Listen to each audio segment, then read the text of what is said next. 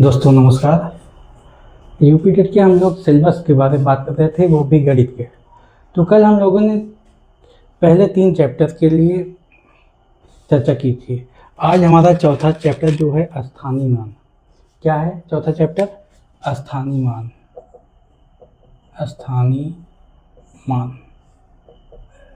स्थानीय मान का मतलब होता है कि कौन सा अंक किस स्थान पे है।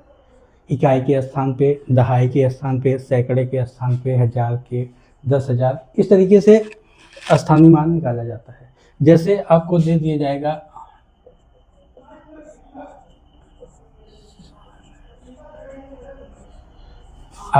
जाएगा कि इसमें 6 का स्थानीय मान बताइए। कौन सा? 6 का स्थानीय मान बताना है। तो आप देखेंगे इकाई पे ये हो गया, दहाई पे ये, सैकड़े पे ये, हजार पे 6 है। तो 6 गुणे 1000 बराबर क्या हो जाएगा? 6000। तो 6 का स्थानीय मान कितना हो गया? 6000। ये होता है आपका स्थानीय मान। इसी में पूछ लेगा कि 9 का स्थानीय मान बताइए। तो 9 किस पे है? 9 दहाई पे है, तो 10 से गुणा हो जाएगा, आ जाएगा 90। तो 9 का स्थानीय मान 90 हो गया। 6 का स्थानीय मान 6000 हो गया। कभी कभी ये पूछता है कि 6 के स्थानीय मान, क्या पूछता है? 6 का स्थानीय मान और 9 के स्थानीय मान का अंतर। जब आपसे अंतर पूछा जाएगा तो अंतर में आप क्या करेंगे? घटा देंगे। अंतर में क्या करेंगे? घटा देंगे। तो पहले किसका पूछा है? 6 का। तो 6 का स्थानीय मान क्या दिया है? 6000। और 9 का स्थानीय मान क्या है? 90। तो जब आप घटाएंगे तो क्या आ जाएगा? 5910। ये हो गया आपका अंतर। इसे कभी कभार पूछ लेगा योग। तब आप क्या करेंगे? योग मतलब क्या होता है? योग मतलब जोड़।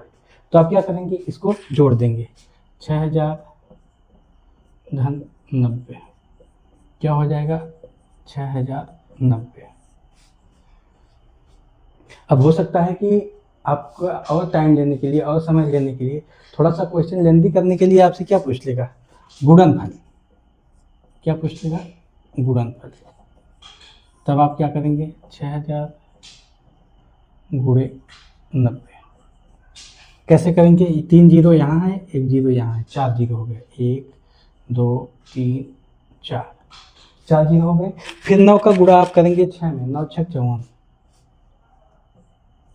तो ये आपका क्या हो जाएगा? उत्तर। इस तरीके से आपके स्थानीय मान में प्रश्न आते हैं। ये तो हो गया आपका स्थानीय मान। अब अगर इसी में पूछ ले कि 9 का अंकीय मान, 9 का अंकीय मान, 9 का अंकीय मान क्या होगा? 9 ही होगा। 7 का अंकीय मान क्या होगा? 7 होगा। इधर 7 का अंकीय मान क्या होगा? 7 होगा। इस तरीके से स्थानीय मान में आपके ये प्रश्न पूछे जाते हैं। समझ में आया? अब इसके बाद आता है हम लोगों का स्थानीय मान के बाद कौन सा आ गया? भिन्न।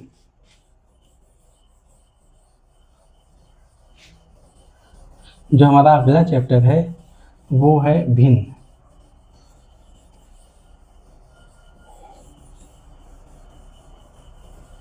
अगला चैप्टर क्या है हमारा? अगला चैप्टर हमारा भिन्न है। क्या है? भिन्न। भिन्न में हम लोग क्या कर सकते हैं और एग्जाम में क्या क्या पूछ सकता है? भिन्न का जोड़, घटाना, गुणा, भाग। भिन्न में क्या क्या आ सकता है? जोड़, घटाना, गुणा, भाग। इसके साथ साथ आ जाएगा आपका कि कौन सी भिन्न बड़ी है और कौन सी भिन्न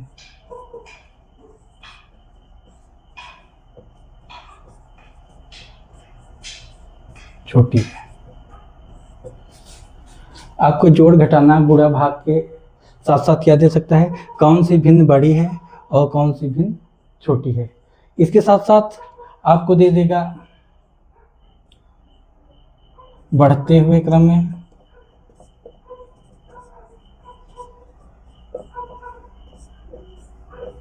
कौन सी भिन्न बड़ी है या छोटी है, कि अलावा दे देगा कि भिन्न को बढ़ते हुए क्रम में लगाइए। किस क्रम में? बढ़ते हुए क्रम में।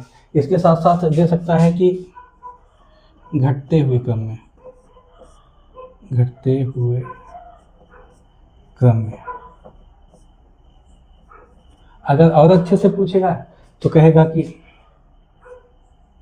आरोही क्रम में लगाइए। आरोही क्रम, आरोह मतलब होता है चढ़ना, आगे बढ़ना, तो आरोही मतलब बढ़ते हुए क्रम में, और घटते हुए क्रम का मतलब क्या है? अवरोही क्रम। तो इतने भिन्न से इतने ही क्वेश्चन आ सकते हैं कि जोड़, घटाना, गुणा, भाग, या फिर कौन सी भिन्न बड़ी है, कौन सी भिन्न छोटी है। उसके साथ साथ भिन्न को आप बढ़ते हुए क्रम में लगाइए, घटते हुए क्रम में लगाइए। हो सकता है कि संक्रियाएं दे दे, इसका भिन्न का संक्रियाएं दे दे। भिन्न की संक्रियाओं का मतलब क्या है, आप देखिए।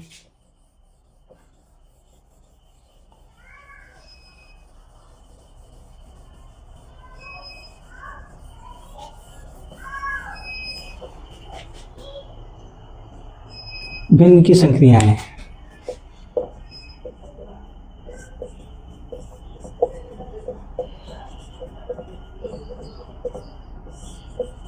इसमें क्या दिया जाएगा? जैसे आपको दे देगा 2/4 धन 3/5 माइनस 6/10 गुणे 2/5 भागे 4/8। आपको ऐसे दे देगा, सारी भिन्न एक साथ दे देंगे, धन भी रहेगा, घटाना भी रहेगा, गुणा भी रहेगा, भाग भी रहेगा।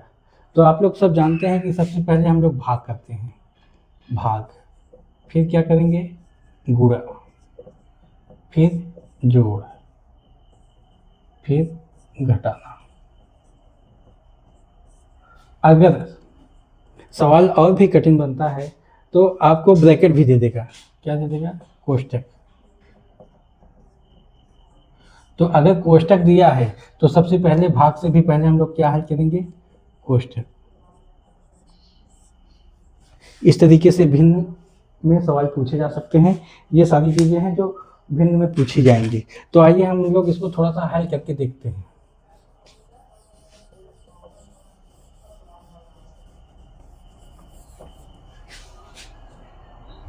पहले क्या करेंगे हम लोग? पहले भाग करते हैं। तो देखिए, पहले 2/4 धन 3/5 ऋण 6/10 गुणे 2/5। भिन्न का भाग जब भी हो तो भाग जो है वो गुणे में बदल जाता है, लेकिन जब गुणे में बदलेगा भाग तो अंश हर में बदल जाएगा और हर अंश में बदल जाएगा। तो यहाँ हर हमारा 8 है, ये अंश हो जाएगा, और अंश 4 है तो वो हर हो जाएगा। ये भाग था, भाग गुणे में बदल गया, तो अंश जो है वो हर हो गया और हर जो है वो अंश हो गया। अब हम लोग इसको हल कर लेंगे आराम से। 2/4 धन 3/5 6/10 गुणे 2/16 और 4/5 ये हो गया। अब हम लोग आगे इसको हल करेंगे। जब 2/4 धन 3/5 माइनस 16 6 96 20 दहामा 200 ये हो गया। अब अगर हम लोग इसको हल करना चाहेंगे तो क्या करेंगे? 2/4 धन 3/5 ऋण 96/200। इसका जब लहसा निकाला जाएगा तो आएगा 200। अब 200 में हम लोग पहले तीनों का लहसा लिए, 200 आ गया। अब लहसा में हर से भाग देंगे, हर से भाग देंगे तो 4/5 50 आ गया। और हर में हर से भाग देने के बाद लहसा में जो आएगा उसका ऊपर गुणा कर देंगे। तो 200 में 4 का भाग देंगे हम लोग तो 50 आएगा। अब 50 का ऊपर गुणा कर देंगे, 50 गुणे 2 धन। अब 200 में 5 का भाग देंगे तो 40 आएगा, 40 का ऊपर गुणा कर दिया जाएगा, 40 गुणे 3 माइनस 200 में 200 का भाग देंगे 1 आएगा, 1 का गुणा कर देंगे ऊपर, 96 गुणे 1। अब हम लोग हल कर लेंगे इसको।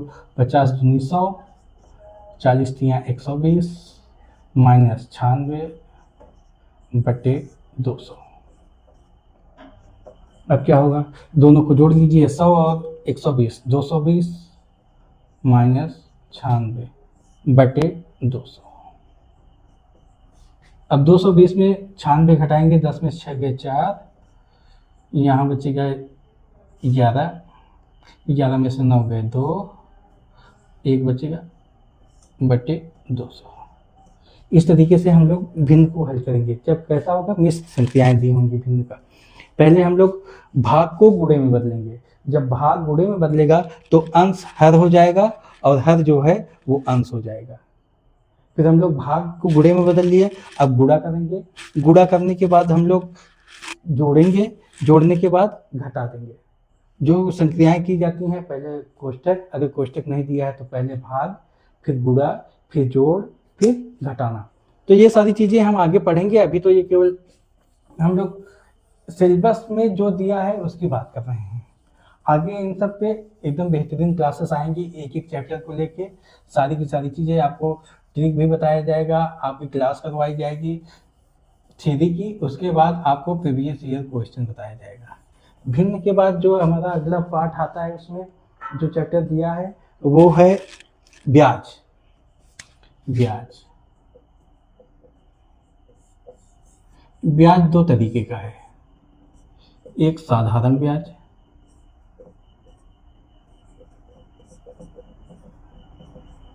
एक होता है चक्रवृद्धि ब्याज।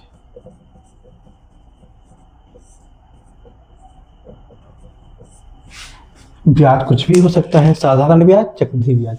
ब्याज 3 महीने का हो सकता है, 6 माही हो सकता है, 9 महीने का हो सकता है, 1 साल का हो सकता है, 10 साल का हो सकता है, कितने भी हो सकते हैं।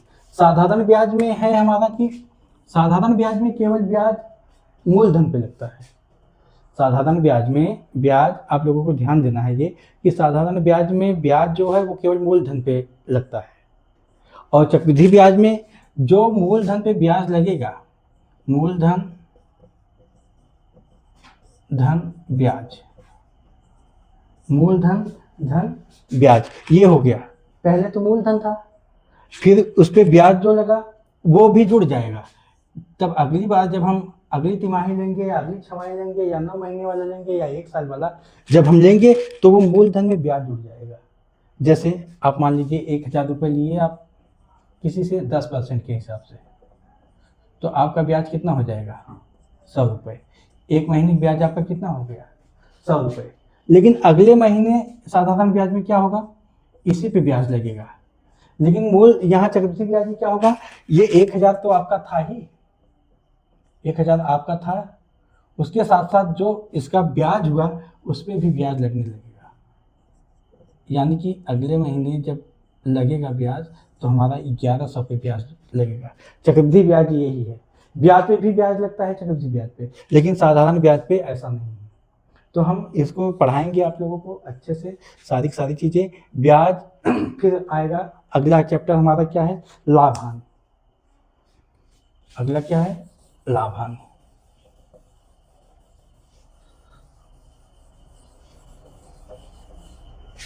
अगला क्या है हमारा, लाभांश। लाभांश क्या है, लाभ है, हानि। कोई चीज़ चाहे हम लोग जो भी वस्तुएं हों उसको खरीदते हैं, कभी कभार बेचते हैं। अगर कम में खरीद रहे हैं, ज़्यादा में बेच रहे हैं तो हमारा लाभ होगा। ज़्यादा में खरीद रहे हैं, कम में बेच रहे हैं, तब क्या होगा, हमारी हानि होगी। तो वही है हमारा लाभ हानि। ये तो हो गए साधारण बातें, लेकिन अगर यही सारी चीज़ें प्रतिशत में दे दी जाएंगी तब आप लोगों के लिए ये कठिन हो जाएगा। उसके लिए सबसे पहले आपको प्रतिशत पढ़ना पड़ेगा, लाभ हानि से पहले आपको प्रतिशत पढ़ना पड़ेगा। गणित में सबसे ज़रूरी अगर चैप्टर है कोई तो प्रतिशत है, आपको प्रतिशत एकदम कंठस्थ होना चाहिए। अब लाभ हानि पे आ जाते हैं। लाभ हो, चाहे लाभ हो या हानि, हमेशा क्रय मूल्य पर निकाला जाता है।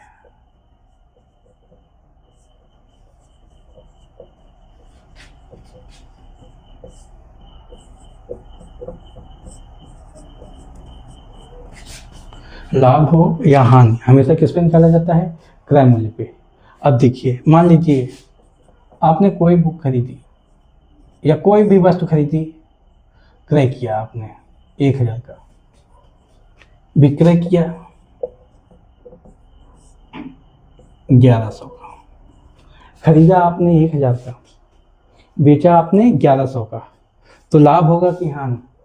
इसमें क्या होगा? लाभ होगा। लाभ कितना होगा? क्रय मूल्य। लाभ कितना होगा? विक्रय मूल्य माइनस क्रय मूल्य।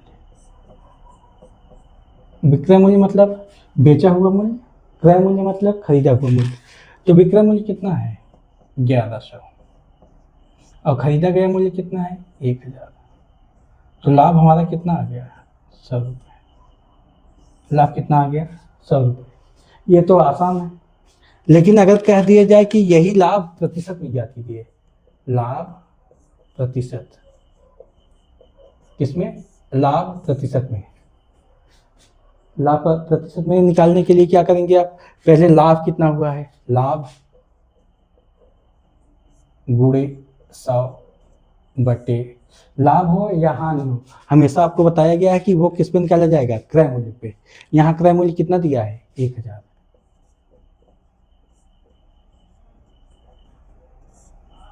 अब क्या हो जाएगा? लाभ कितना हुआ आपका? 100 रुपये गुणे 100 बटे क्रय कितना मूल्य है? 1000। 1 0 1 2 3, 1 2 3, आया कितना? 10। तो लाभ प्रतिशत हमारा क्या आ गया? लाभ प्रतिशत हमारा आ गया 10%। यानी कि उसको लाभ कितना हुआ? 10%। कितना लाभ हुआ? 10%। ये होता है हमारा लाभांश। लाभ हानि हो गया। लाभ हानि आपको पढ़ने से पहले आप अगर प्रतिशत पढ़ लेंगे तो बहुत अच्छा रहेगा। वैसे हम सबसे पहले लाभ हानि से पहले आपको प्रतिशत ही पढ़ाएंगे, ठीक है? तो जैसा आप लोगों को उचित लगे। इसके बाद अब क्या है? विभाज्य।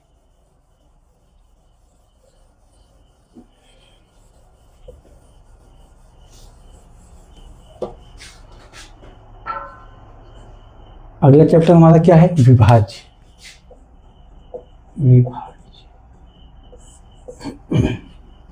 विभाज्य में हमारा क्या होगा?